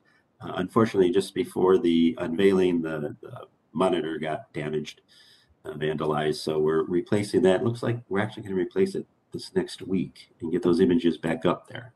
So excited about that. Next slide, please. So talking about new and upgraded facilities, BCTC was one where we took that opportunity to add some public art. Also, Haywood Garage had an addition added on with new drivers' rooms and things. And so we take that opportunity. On the left side of the slide there, you can see we took old bus scrolls and hung them on the walls in front of old photographs to bring some history into the space. We're also working on historical documents and figuring out ways to mount those and display those in the building. And we're working on an artist, Susie Bialik, who has artified 4 bus doors that are going to be on display as well in that building. So very exciting, very fun projects to work on as we upgrade a facility or add a new one. Next slide, please. So we have some opportunities coming up in 2022. We have a history of large-scale public art projects that are conceived and installed as part of large rail projects. But the last 5 years, I've been looking at ways to do these smaller, more diverse opportunities. But now we have 2 opportunities to do these large-scale permanent projects again. The original public art at Franklin Avenue Station was removed. It was a big neon marquee that had a lot of maintenance issues right from the get-go. And it hasn't actually worked for several years. And when we took it down, we worked a lot with the community, reached out to them, and nobody even knew about it being there. So we have an opportunity now to put some permanent big scale art back at this station. And we're going to be working with the community a lot. We'd like this public art project to be a major initiative and vehicle for bringing Franklin Avenue Station back to be in a better environment from what it's become. And as I said, this will include a lot of engaging the community surrounding the station. Next slide. And then, of course, we have the Orange Line Station at 35W and Lake Street. There is a lot of opportunity for public art in this facility. Those columns that hold up the bridges alone are more than 6,600 square feet of surface space that is just painted one color. So we're looking for public art opportunities to reduce what we know will be some tagging that will happen here and some graffiti. And we will be having some outreach beginning at the opening of the station on December 4th. Again, a lot of community engagement to look at here, and working with 4 communities that all border on the station. Last slide, please.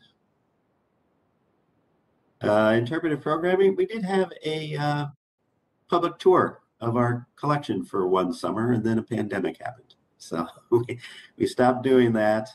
But we do have a rather active and changing public art web pages that you can go to at metrotransit.org/public-art-in-transit.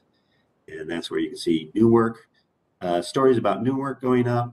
Our whole permanent collection is in there, as well as opportunities that are rising, like these bus shelter projects.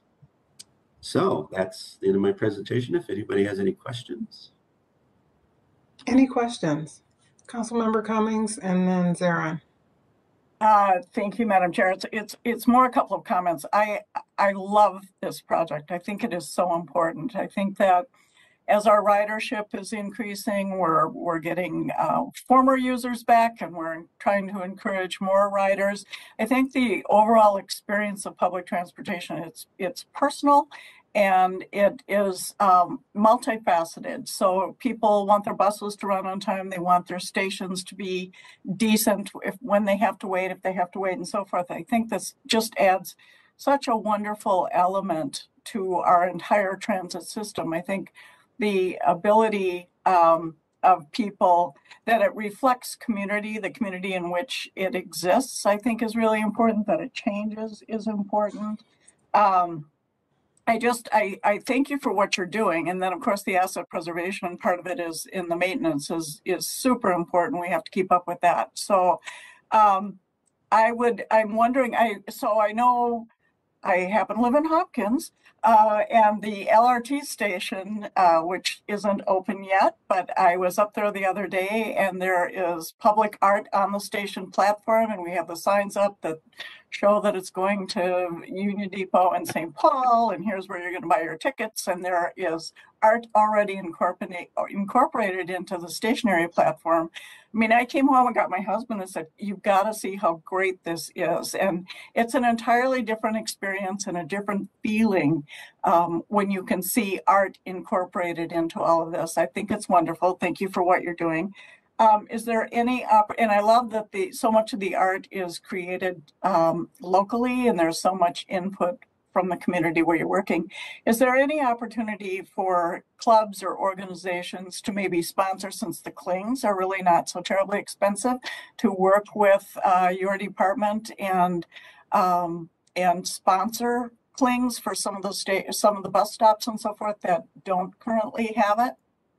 Yeah, we actually have it set up where they can submit a proposal, and it's on our webpage, our public art, our art and transit webpage, and it's something we look forward to working with the communities to do. Good. Well, thank you for doing what you do. I serve on the Places Committee, which is also art related, but it doesn't come out of the Southwest LRT budget. It is separate from that, and it will be off of the station area itself. But I think it's a wonderful program, and it brings so many stakeholders together, as does your program. And I just think that it's really important that we keep this up and keep it current, and find more ways to announce to the public that this is ongoing, that it's an opportunity, that they can go to the website and so forth. And I love the idea of public tours again when we're able to be out and in groups safely. So thank you for what you're doing. Thank you. Thanks for the comments, Councilmember Cummings. Councilmember Zarin? Thank you, Chair Chambliss. It's just a really quick question. When art work is decommissioned or taken down, are those artworks then auctioned off? What happens to them? Are they archived for history? Can you explain that part? That's really interesting to me. I mean, like the Franklin Avenue station, you said there was a neon marquee that was taken down. Maybe technology changes. We put LEDs in that, and it can come back up and be revisited. Just wondering on that part of it. Is the history of each artwork preserved going forward? Yeah, there's criteria around deciding if we're going to decommission a piece. Part of that is the cost of repair. The actual cost of repair for that neon marquee was more than 50% of the original value of the piece. So at that point, you start questioning, what is the actual worth of this? Community wasn't aware of it. To put it back where it was above the exterior stairway down the side of Franklin Avenue Station, so it was sort of impossible to access. So it just really was the wrong piece in the wrong place. And what you do when you decommission, usually you first offer it back to the artist. And this artist happens to still be alive and is living in California, but the cost of shipping a 18-foot tall by 3-foot wide by 4-foot wide piece of art to California was not in his interest. So at that point, we worked with a vendor to remove the signage and scrap the material. So. Thanks for the question. Any other questions? Well, this is a great way to end our meeting today, to go over that beautiful art at many of our stations. And, you know, I hope that we do get support from community members on making sure that that artwork is supported and it continues. So with that, I would like to adjourn this meeting, this Transportation Committee meeting, and wish you all the best of evenings. Thank you.